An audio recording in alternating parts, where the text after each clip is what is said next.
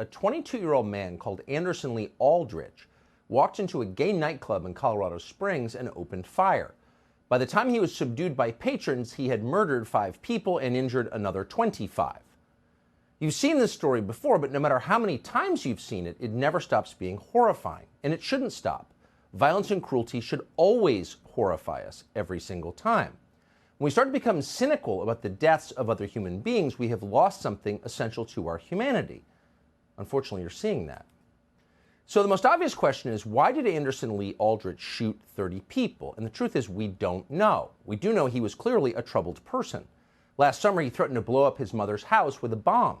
Authorities had to evacuate the neighborhood during the 4-hour standoff that ensued. Eventually, he surrendered. You're seeing this video first on CNN that shows the alleged gunman, 22-year-old Anderson Lee Aldrich, surrendering to law enforcement.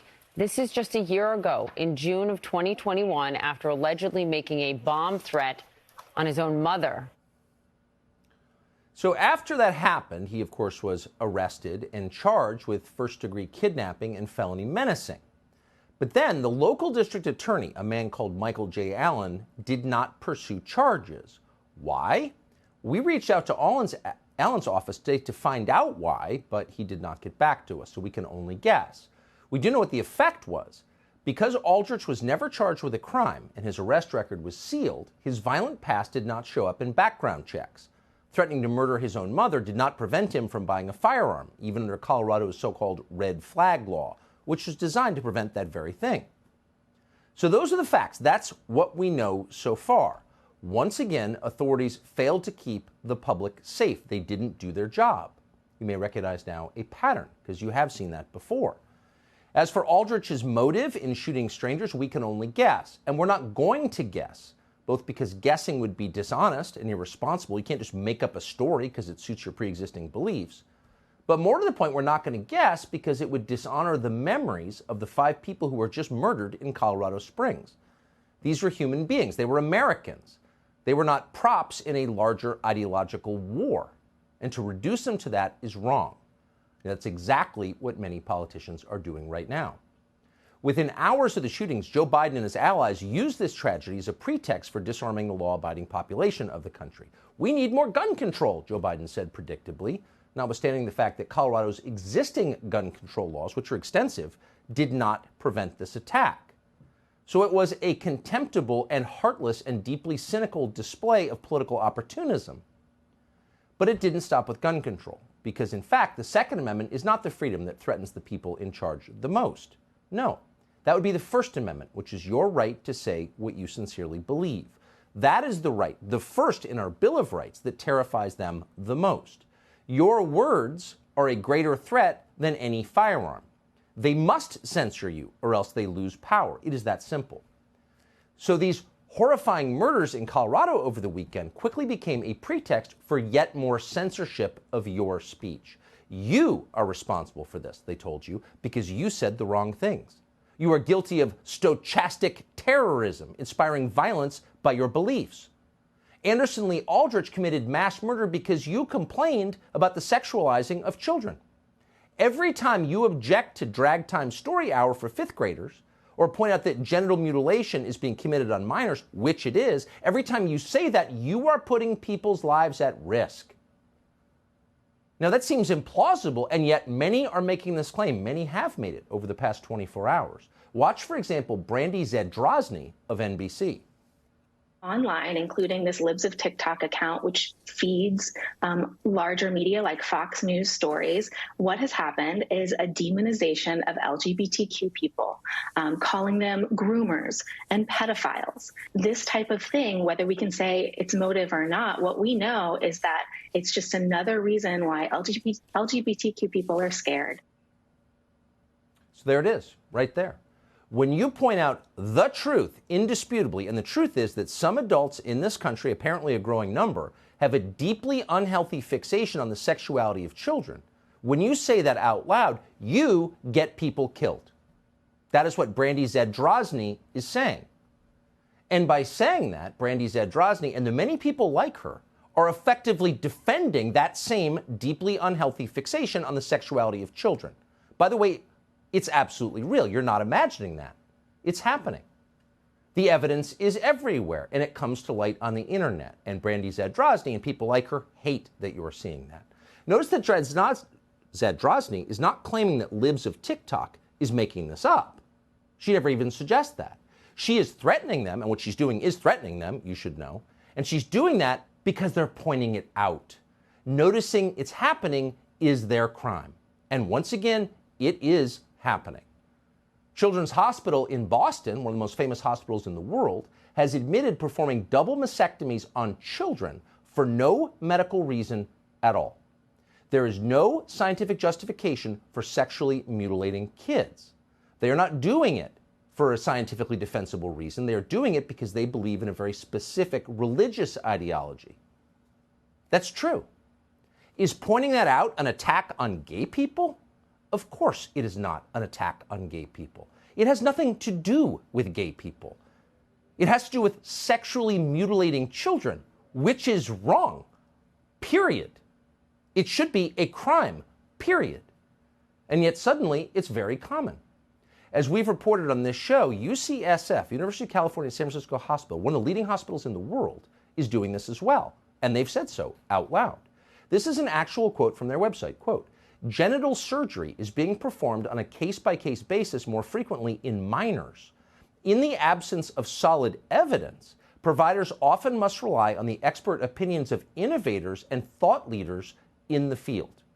So your child gets sexually mutilated genital surgery that is irreversible, not on the basis of science, but on the basis of innovators and thought leaders.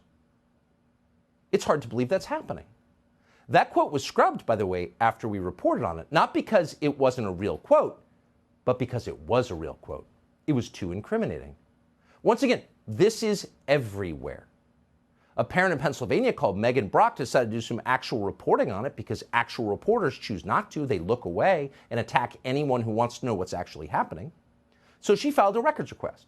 And this week she obtained a 2017 email from Dr. Nadia Daushin at the Children's Hospital of Philadelphia. Again, one of the most famous hospitals in the world, known as CHOP, a widely beloved institution that has helped very many. But in this case, what they were doing shocks the senses. In a communication with now HHS Secretary Rachel Levine, she wrote this, quote, I'm not aware of existing literature, this is Daushin, but certainly it is happening. I think we've had more than 10 patients who have had chest surgery under 18, as young as 15, and bottom surgery, 17. That's the sexual mutilation of children for no medical or scientific reason, simply because right now it is fashionable and consistent with a cult that has taken over a lot of the leadership of this country. But the fact remains, children are being destroyed by this. It should be a crime. The people who commit it should be in jail. But it's not just the sexual mutilation of children in hospitals. This is part of a larger trend, and the trend is this. Adults crossing the line, and it has always been a bright line, into deep involvement with the sexuality of children. That has always been, and must in a civilized society always be, the most forbidden thing. It's considered unacceptable even among prison inmates. But now it seems to be growing in its prevalence. Consider the latest ad for the clothing brand Balenciaga. This was just uploaded on Instagram. As you can see, the photo shoot they're using to sell their products features a young girl holding a teddy bear in a bondage outfit. Then, in case you missed the point, the photo shoot also contains this image. It shows several documents.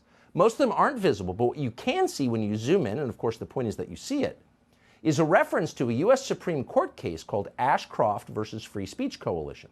That case struck down a law against kiddie porn. What is this? Well, it is what it appears to be.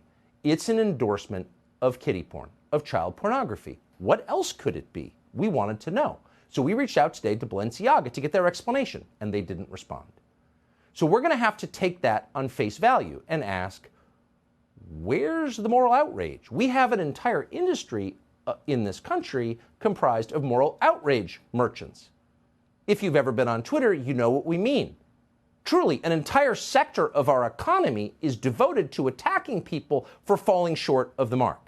And here is a high-end retailer promoting kiddie porn in an ad on Instagram, and nobody notices. There's no boycott. There's no front-page New York Times editorial against it.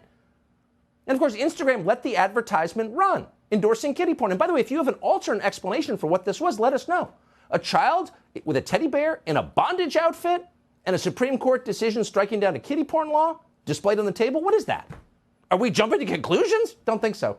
It is what it appears to be. It's right in your face and no one's saying anything. Again, Instagram had no problem with this. Until Elon Musk took over Twitter, Twitter allowed hashtags that explicitly linked to child pornography. Nobody said anything because crimes against children are no big deal. It's thought crimes that are the real crimes. So if you said something about it, if you were libs of TikTok and said, wait a second, this seems to be abetting child molestation, which of course, that's what it's doing, you were instantly booted off Twitter. But the links to kiddie porn, they're still there. Well, now they've been deleted. Thank God. That's one improvement. So all of this has been happening out in the open, but NBC News hasn't bothered to report on any of it. Where was their report tonight on Balenciaga pushing kiddie porn in an Instagram ad? No.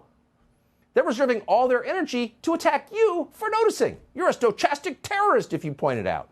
And you need to be censored. Watch. Content moderation is a hard task. What we know is that Twitter and where the bulk of this information is right now, because that's where the biggest accounts like Matt Walsh and Libs of TikTok, again, where they sort of post this stuff.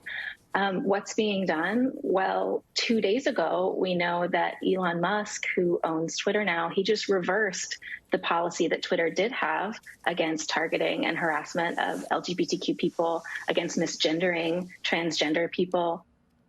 So here you have people mutilating the genitals of children, running ads on Instagram promoting kiddie porn, and there's Brandy Zadrozny on NBC News. She's not attacking them. She's attacking anyone who notices and accusing them of attacking gay people. Once again, this has nothing to do with gay people. This is an attack on the sexual fixation on and mutilation of the genitals of children, pushing kiddie porn. There's nothing to do with gay people. That's an offense against anyone's definition of decency, and she's effectively defending it, and they all are. You're not allowed to notice it, or else you're committing violence. You're complicit in mass murder. Well, the people who are doing these things are fine. No one attacks them. An ACLU spokesman launched this attack on Doug Lamborn, a congressman from Colorado. Watch this. He voted against the Respect for Marriage Act and is a co-sponsor of Marjorie Taylor Greene's nationwide ban on gender-affirming care for trans youth. Huh? That's the crime? Children having their genitals mutilated on the basis of no science, no actual real medical guidance, no longitudinal study? There's no evidence this is a good idea, but GLAAD is for it, so doctors mindlessly do it, and you can't complain or else you're a murderer? Too crazy. These are our children. Can't put up with it. For her part, GLAAD's president declared that because of Saturday's shooting, you need to shut up while activist doctors mutilate children. In terms of trans kids and gender-affirming care, the American Medical Association, the Pediatric Association, has confirmed that these are safe procedures. This is finished business. It's politicians and junk science who's creating some kind of debate or argument about this. Really? Now, we realize she's paid to say that. Of course, all these activists are paid to say what they say. Very specifically paid. The ACLU is paid to say what they say. They all are. ADL's paid to say what it says. GLAAD is paid to say what it says. But the truth is, the no BS scientific truth is, there's no evidence it's safe. Where's the 10-year study on that? Do you have one? Oh, you don't have one. We have no idea what the long-term effects of puberty blockers are. We have no idea. We can't even guess as the long-term psychological effects of genital mutilation on a 17-year-old or 15-year-old. What? You have no idea it's safe. You're lying. It's not a safe procedure. We've spoken to a lot of victims of this barbarism, and it is barbarism. We did a whole documentary on it, and by the end of the documentary, we were more shocked than when we started reporting it out. Even people who support these procedures can't actually defend them, and that's the whole point. They have to make you shut up because they don't have any facts on their side.